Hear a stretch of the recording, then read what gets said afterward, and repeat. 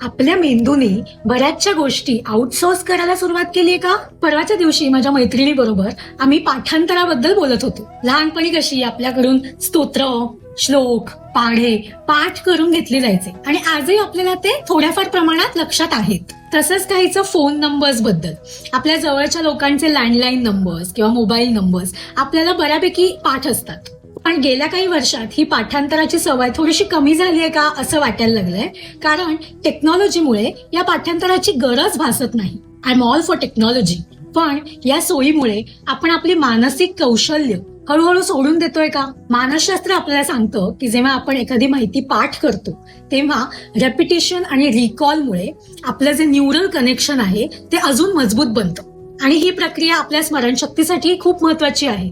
आता आजकाल टकाटक पाठांतर करण्याची गरज नाहीये, मान्य आहे, पण जसं शरीर फिट ठेवण्यासाठी आपण जिमला जातो तसं आपला मेंदू शार्प ठेवण्यासाठी आपण पाठांतराकडे मेंटल जिम म्हणून बघू शकतो. म्हणजे एखादं नवीन स्तोत्र, कविता किंवा 5 न्यू मोबाईल नंबर्स अशा छोट्या छोट्या गोष्टी पाठ करणं आपल्या मेंदूसाठी अँटी एजिंगचा डोस ठरू शकतात.